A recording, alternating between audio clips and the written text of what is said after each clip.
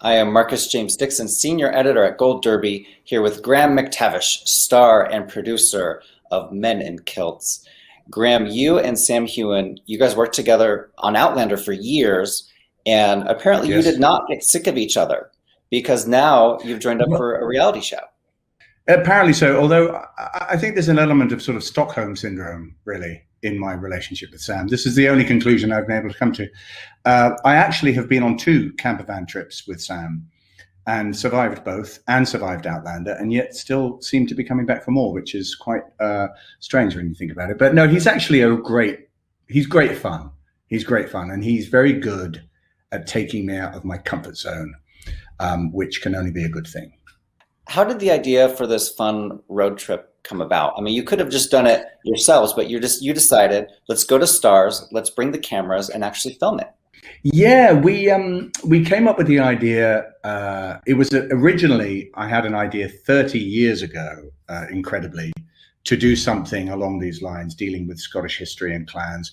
And because Sam and I got to know each other on Outlander, we both shared a passion for trying to tell a story about Scotland. And with that in mind, he suggested doing a podcast, and I didn't know what a podcast was. So then he suggested GoPros, and then I imagined, him with a GoPro on his head and me with that, and that wouldn't work. And then he suggested actually filming it. So we self-financed it. We went out on the road, and over a series of weekends, basically between filming, he and I and a great crew put together what was essentially a pilot episode, which is what we took to Sony and Stars and sold them the concept. And you have the result now. We shot the rest of it last year. Yeah, I love how each episode kind of focuses on a different aspect of Scottish history. You have the food and drink, you have the sports, and my favorite, the witchcraft. Is there anything, we have a fan question. This is from Sophie1368. Was there any activities that you would have liked to have done, but you didn't have time, or for any reason you didn't get to it? Oh, well, actually, I mean, too many places for a start. I mean, we did cover a huge circle of Scotland. I mean, we went north, south, east, and west, but there were so many things, and things that we shot that we just weren't able to include. Guests that we had, there was too much. In terms of activities, Sam seriously wanted me to go skydiving with him, but that was a bridge too far for this season anyway. Yeah, I was still recovering from the rappelling, so yes, the rappelling. I was going to mention that because it was such a moment on the show, and when you actually succeeded, the camera pulls back and we see the crew for the first time cheering you on, and who made the decision to finally say, let's show the crew in this one moment to let people know that you have support? Actually, that was Kevin Johnson at Boardwalk. Sam and I were very supportive of it, but Kevin really wanted to show that. And I think it's a lovely moment, because I think, and it's the same with any show, you forget all the people that are there with you sharing that experience, and especially when it's a road trip. We literally went on a road trip with this strange kind of dysfunctional family in camper vans and cars, and drove all around Scotland. And we were very lucky that everybody was as enthusiastic as we were in telling the story. So yeah, that was a really lovely moment, actually. And it made the sheer terror of doing it actually worthwhile. And you traversed the country in this very quirky looking van. We have a couple questions about the van. Petra Holda, she wants to know, why did Sam drive instead of you? And then Heather wants to know if you were a good passenger or if you were a backseat driver. Okay. First question. The reason Sam ended up driving was really quite by accident. Our first night, we had been in the hotel that we were staying in when we were starting the journey, and we'd stayed up a little bit too late with another actor from Outlander called Duncan Lacroix. And I felt wretched. I mean, I've just got to be honest about it. I just felt awful. I had a terrible hangover. And Sam seemed to be absolutely fine. So we were literally approaching the van, and I said, would you mind driving? And he said, no. And I foolishly thought that he actually knew how to drive a van like that with a stick shift. And he hadn't driven a stick shift for nearly 10 years. And that became apparent in about 5 seconds as we were trying to reverse out of the car park. And that began this sort of, well, it sort of worked for the show because I am quite a backseat driver, and I'm a little bit of a grumpy companion sometimes if I don't get food and drink and things like that. And Sam is very genial. And so it was probably better that he was in the driving seat rather than me, to be honest. But I did drive once at the very end. Yeah, in the post-credits sequence. Indeed, indeed. At times I felt like I was watching a comedy series, a sitcom, because you guys just really go after each other. But that's just for show, right? You actually, you love this guy. Oh yeah, no, but totally.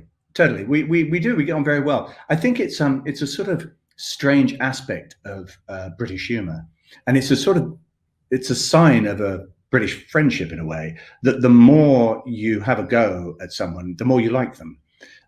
It's very odd. It's a kind of bonding exercise. And Sam is relentlessly competitive, as you may have gathered.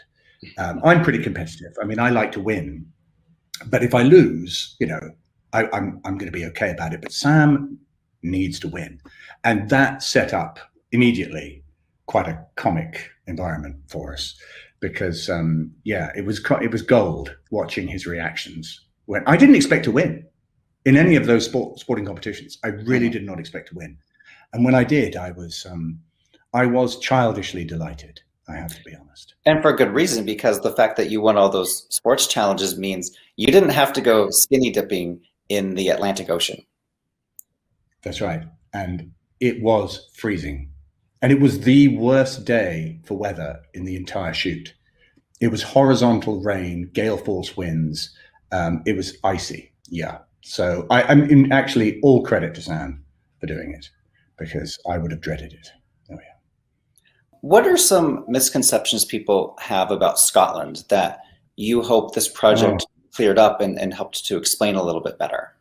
Yeah, that's a really good question, actually. I think, and lots of things are to blame for this. I think there is an over romanticization of Scotland. That there is an image of Scotland that is a unified country, bravely fighting against the oppressive English, for instance.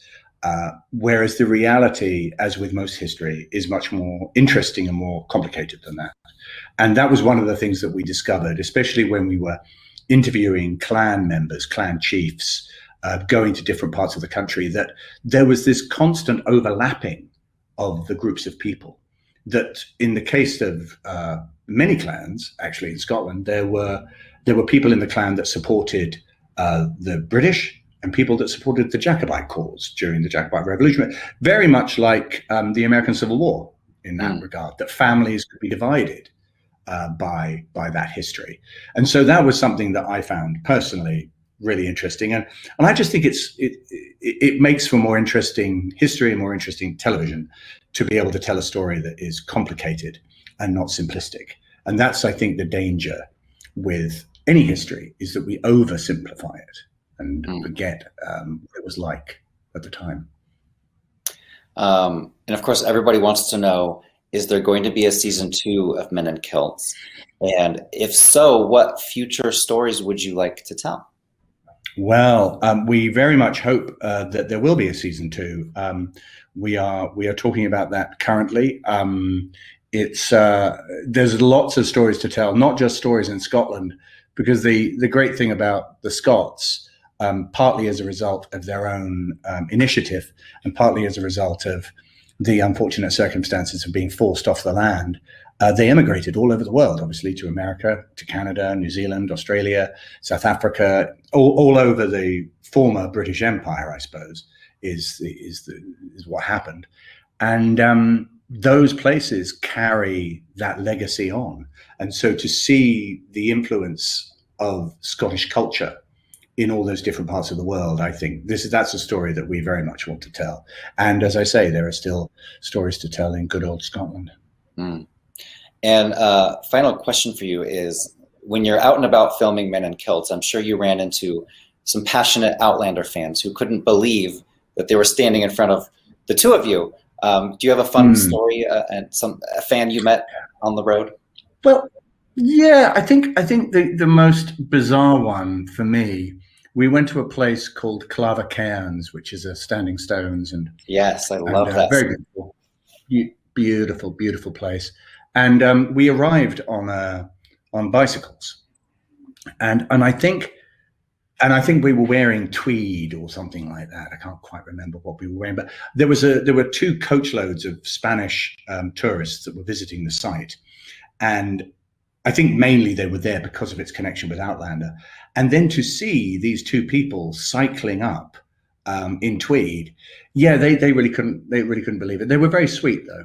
They were very sweet, and we stopped and chatted and everything like that. And one of the joys, to be honest, for us is not just Outlander, but hopefully this show as well, has really encouraged people to visit Scotland and learn about it and experience it. And this was a group of people that were doing just that. Well, thank you so much for chatting with us today. Stick around. We're going to do a group panel in just a few minutes. Absolutely.